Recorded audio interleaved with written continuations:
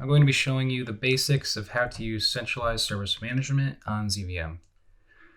To not be confused with other IBM products that also use the CSM acronym, I'll be saying ZVM CSM throughout the duration of the video.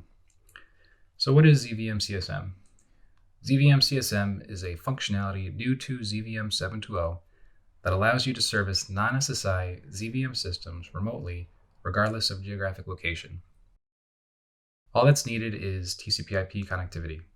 A principal system builds and maintains service levels, adds other ZVM systems as managed systems, and distributes service via these service levels to the managed systems. The transport of service levels and communication with the managed systems are accomplished using a dedicated FTP server, which is customized for exclusive use for ZVM CSM. There is setup required, which is well documented in Part 2, Chapter 8 of the ZVM Service Guide. However, I won't be showing the setup. I'll be starting with the initialization of ZVM CSM on our principal system. All of Part 2 of the ZVM Service Guide is dedicated to ZVM CSM, and it is heavily recommended to read through it before implementing it in your ZVM environment. A disclaimer, the system I'm using is for demonstration purposes only and may or may not follow best practices. Production systems will vary. So all ZVM CSM work is done on the virtual machine mate CSM. So let's log on.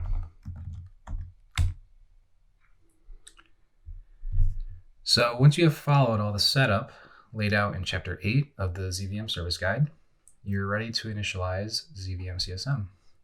And you do this on the system you want to be the principal, where all ZVM CSM commands will be issued. A reminder, there's only one principal system in a ZVM CSM environment.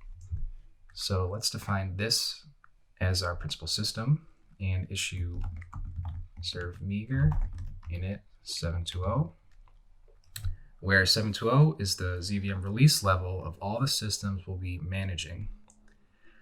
No releases prior to 7.2.0 are supported. And this can take a few minutes.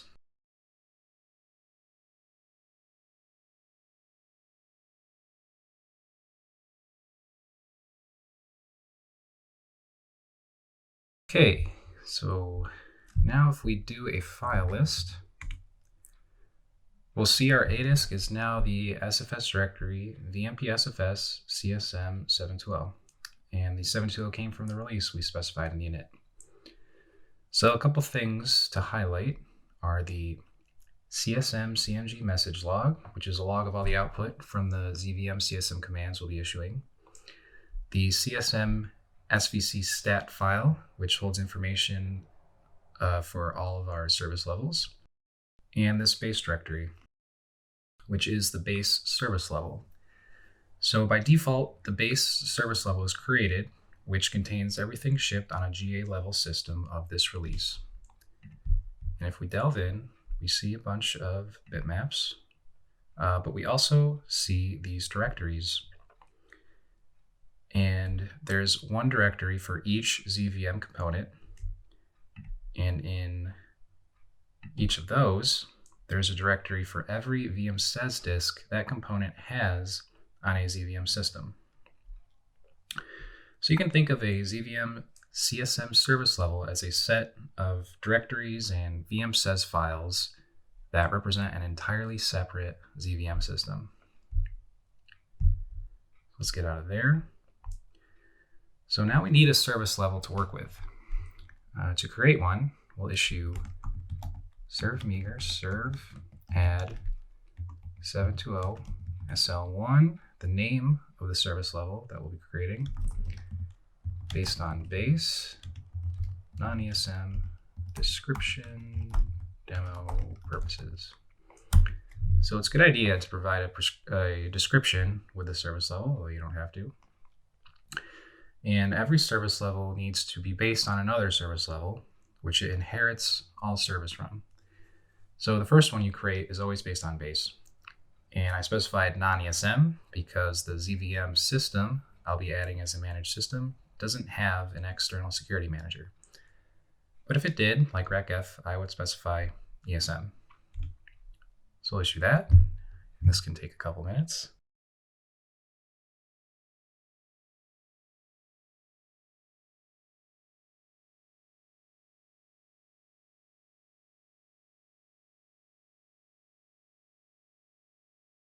Okay, so that's completed. Now if we do a file list again, we'll see another directory called SL1, which is our service level. So now let's add service to our service level. But before we do that, I first need to attach and access the DASD of mine that has a service on it. So I'll do that real quick. Okay. So let's say I want to bring my other system up to the most recent RSU, which at the time of this recording is 7202. I'll need to add that RSU to my service level SL1, and we do that with SERVMGR SRV Service 720 SL1 all RSU 7202. SL1 is the name of my service level. All means every component within the service level. And this RSU 7202 is the file name of the serv link of my RSU. So let's issue that. This can take a couple minutes.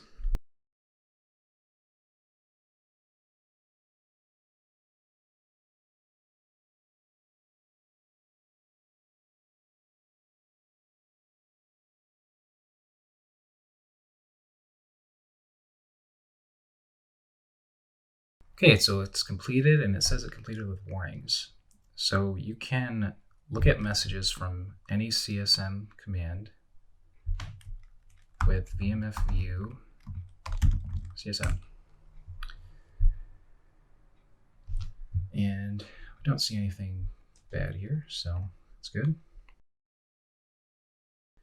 So you can query service levels and see every PTF applied by component with SERVMGR SRV query 720 your service level and the details operand.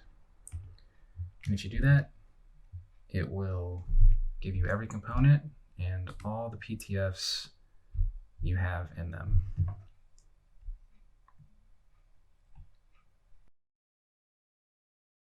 So let's say you'd like to take a closer look at what's inside SL1's CP component, let's say. Just as you would issue a standard VMF setup on CP in a non-ZVM CSM environment, here you would issue SERVMGR SRV VMF setup 720 SL1 CP.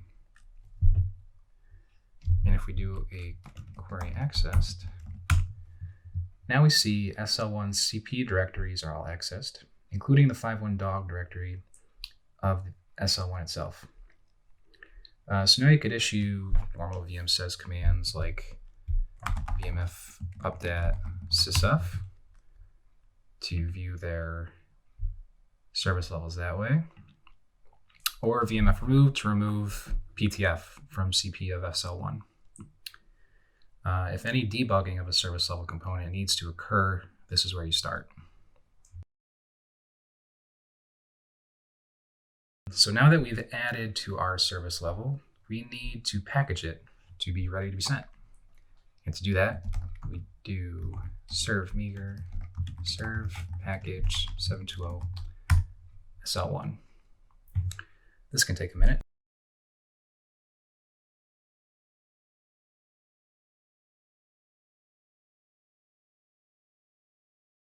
Okay, now that's ready to send, but before we can send it, we need to add our system as a managed system. And to do that, we issue SERVMGR sys add 720, the name of my system, the service level we're adding it at, non-ESM because it does not use an external security manager, and its IP address. So every system must be added at a ZVM CSM service level, and it cannot have any PTFs or local mods that aren't included in the service level. So all the service on the system I'm adding must be a subset of that in the service level I'm adding it at. And if you're prompted for credentials here, it is those of the CSM work user ID on the system you're adding. So this can take a little bit.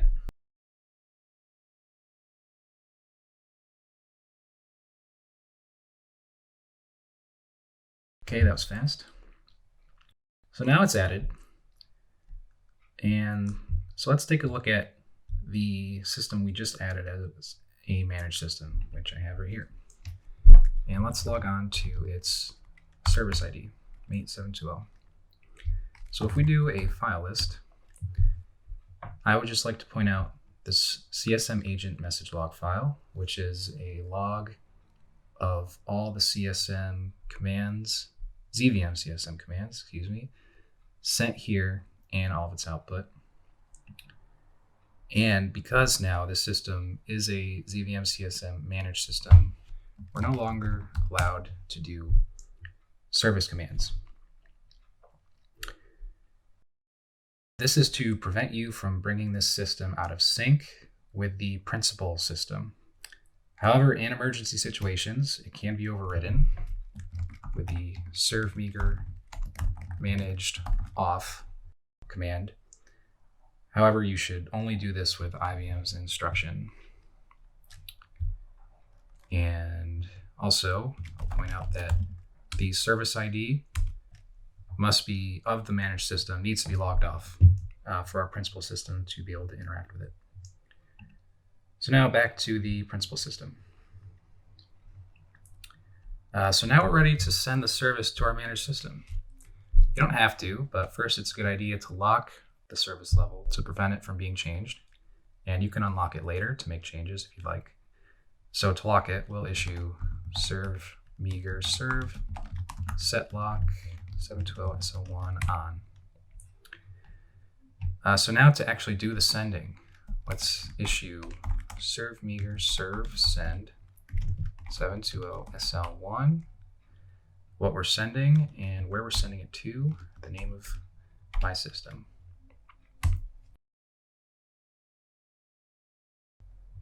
This can take a little bit.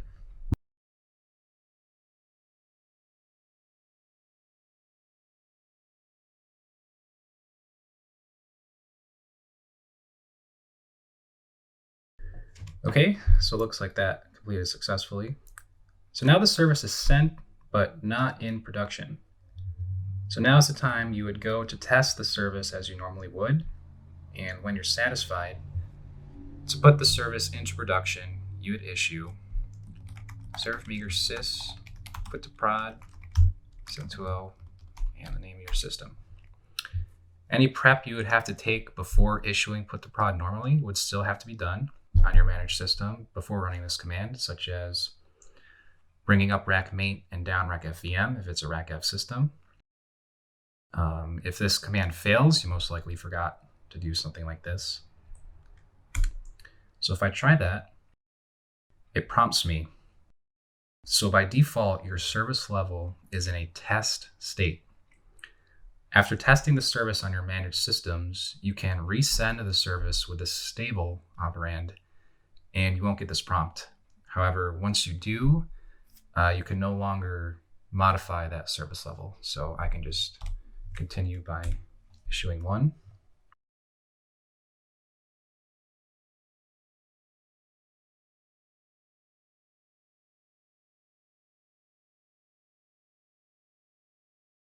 Okay, so it looked like that completed successfully.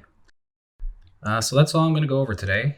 There is much more to centralized service management. So please go over part 2 of the ZVM service guide before implementing it in your ZVM environment. And thanks for watching.